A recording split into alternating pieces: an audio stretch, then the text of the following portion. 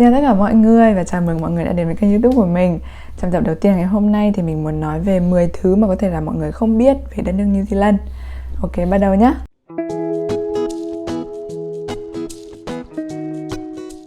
Điều đầu tiên mà mình muốn nói đến đó là New Zealand có mùa hoàn toàn ngược lại so với Việt Nam. Tức là nếu mà ở Việt Nam đang là mùa hè thì New Zealand sẽ là mùa đông. Và nếu mà New Zealand đang là mùa thu thì Việt Nam sẽ là mùa xuân. Lý do thì bởi vì là cũng như nước Úc thì New Zealand là một trong những nước mà nằm ở bán cầu Nam của thế giới. Vậy cho nên là mùa nó sẽ ngược lại hoàn toàn so với những nước nằm ở bán cầu Bắc như là Việt Nam. Thêm nữa thì New Zealand cũng là một trong số rất ít những nước mà bạn có thể bắt một chuyến bay để đến Nam Cực. Vậy nên là New Zealand có một mùa đông rất là lạnh. Điều thứ hai đó là người New Zealand và người Úc thật ra không hề ưa nhau. Bất chấp việc cùng nằm ở châu Đại Dương và khá là gần nhau. Thậm chí khi mà nghĩ đến New Zealand ấy, thì có rất là nhiều người lầm tưởng nó là một phần của Úc. Thế nhưng mà không, New Zealand và Úc là hai nước hoàn toàn khác nhau. Và người dân của hai nước này thì thậm chí còn không hề ưa nhau. Tức là họ không phải ghét nhau theo cái độ mà có thể gây ra chiến tranh hoặc là đánh nhau đâu. Thế nhưng mà họ ganh đua với nhau với rất là nhiều thứ. Một trong những thứ mà người New Zealand và người Úc không thể nào đồng ý được với nhau đó là nước nào là nước có đội rugby mạnh hơn. Rugby là môn thể thao vua ở New Zealand và nó cũng quan trọng với người New Zealand như là bóng đá quan trọng với người Việt Nam vậy.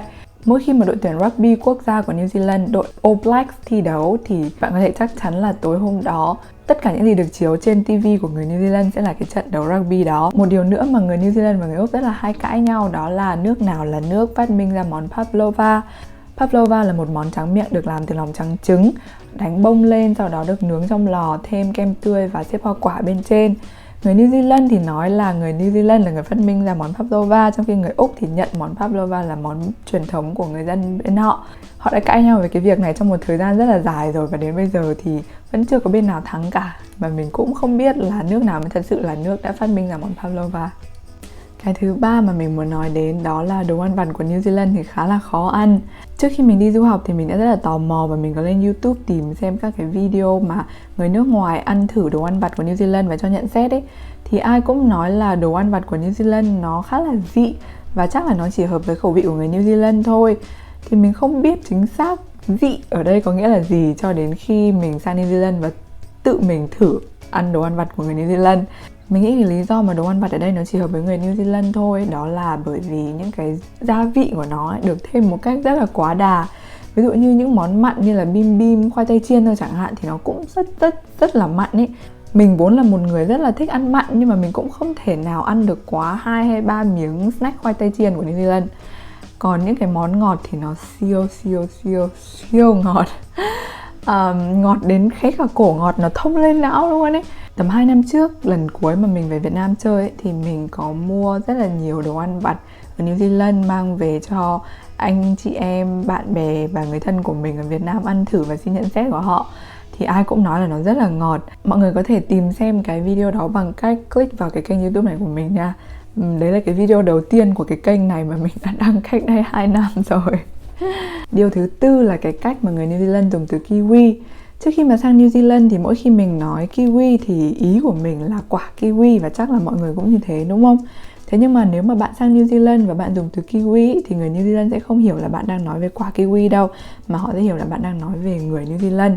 Tức là người New Zealand tự gọi bản thân họ là kiwi. Còn cái quả kiwi ấy, thì người New Zealand sẽ gọi là kiwi fruit. Lý do thì là bởi vì cái con chim quốc gia của New Zealand gọi là quốc điểu, phải không? Quốc điểu của New Zealand là con chim kiwi bird. Vì vậy nên người New Zealand được gọi là người kiwi. Thế cho nên là khi mà bạn nói là I love eating kiwi thì người New Zealand sẽ không hiểu là bạn thích ăn quả kiwi đâu, mà họ sẽ hiểu là bạn thích ăn người kiwi. Cũng nói về chuyện ngôn ngữ thì điều thứ 5 mà mình muốn nói là người New Zealand có một vài cách sử dụng từ ngữ khá là thú vị mà mình không nghĩ là mọi người sẽ nghe được ở đâu khác hết. Ví dụ đầu tiên đó là từ coffee, cà phê. Bình thường khi mà bạn muốn mời ai đó đi uống cà phê ấy, thì có phải là bạn sẽ nói là Would you like to go for a coffee with me, đúng không?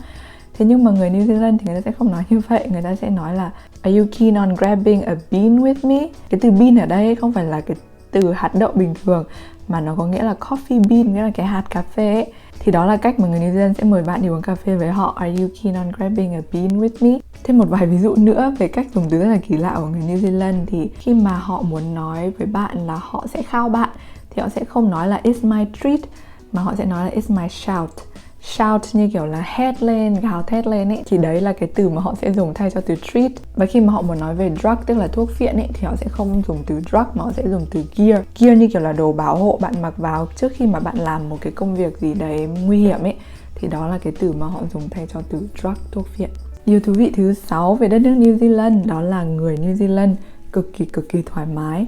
Trước khi sang New Zealand thì mình cũng đã nghe nói là người New Zealand người ta rất là thư giãn rồi, và người ta có cái work-life balance, tức là cái sự cân bằng giữa làm việc và hưởng thụ rất là tốt. Thế nhưng mà mình không nghĩ là người ta lại thư giãn đến mức đấy. Tức là ở người New Zealand ấy thì bạn sẽ cảm thấy được một cái tinh thần rất là thư thái, thoải mái. Họ không bao giờ quá vội vàng để làm cái gì hết, kể cả là việc mà làm ra tiền.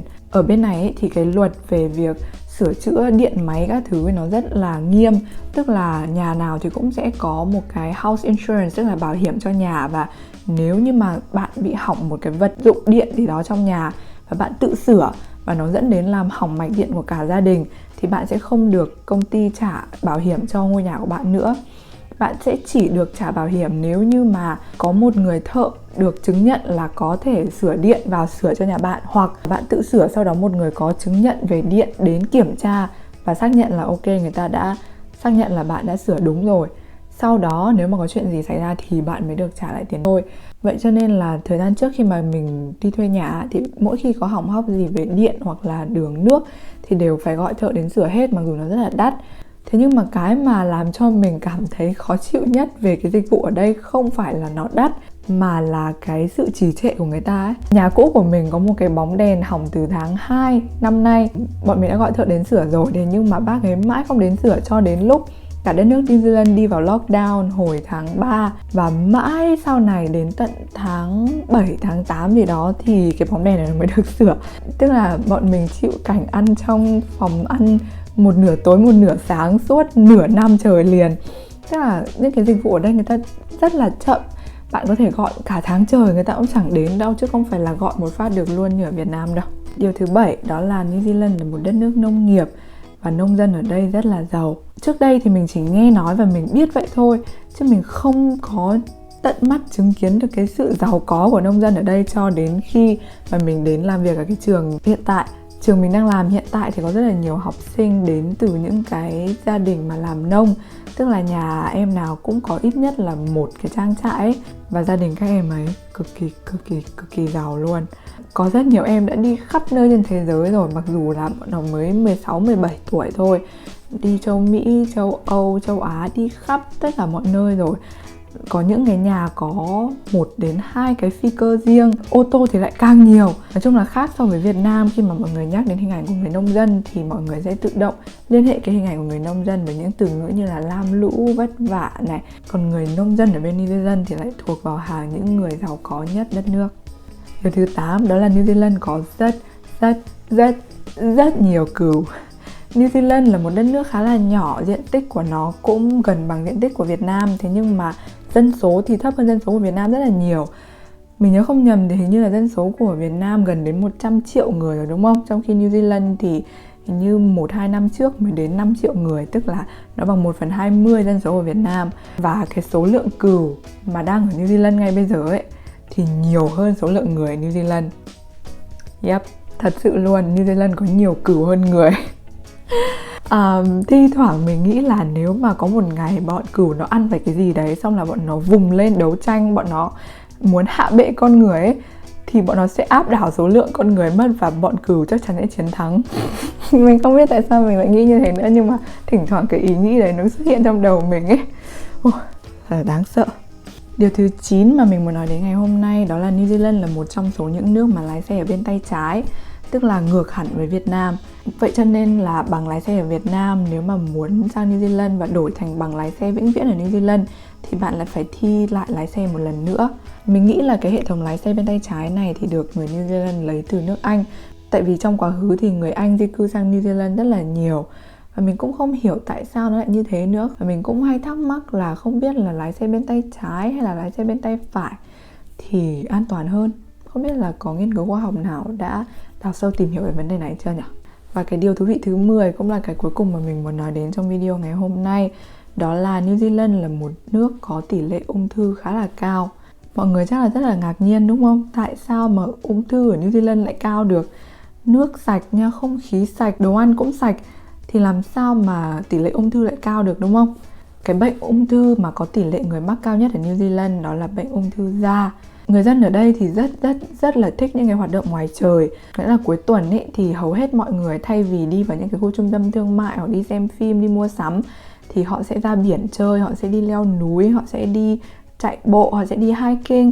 Tức là người ta rất là thích những cái hoạt động ngoài trời. Cộng với cái việc là tầng ozone ở phía khu vực của New Zealand nó bị thủng. Đó là lý do dẫn đến việc tại sao mà cái tỷ lệ ung thư của người New Zealand lại cao như thế.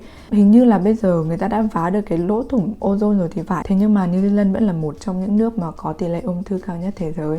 Ok, đó là tất cả những gì mà mình muốn nói đến trong tập của ngày hôm nay.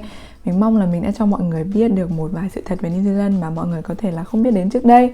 New Zealand là một đất nước rất là đáng yêu, với con người rất là thân thiện và thiên nhiên cực kỳ đẹp. Thế cho nên là nếu mà có cơ hội thì mình rất mong là mọi người sẽ đến thăm đất nước xinh đẹp này một lần nha. Cảm ơn mọi người rất là nhiều vì đã xem video của mình. Và nếu mà mọi người đã thích video này thì hãy like, comment và subscribe cho mình nha. Cảm ơn mọi người rất là nhiều. Bye bye.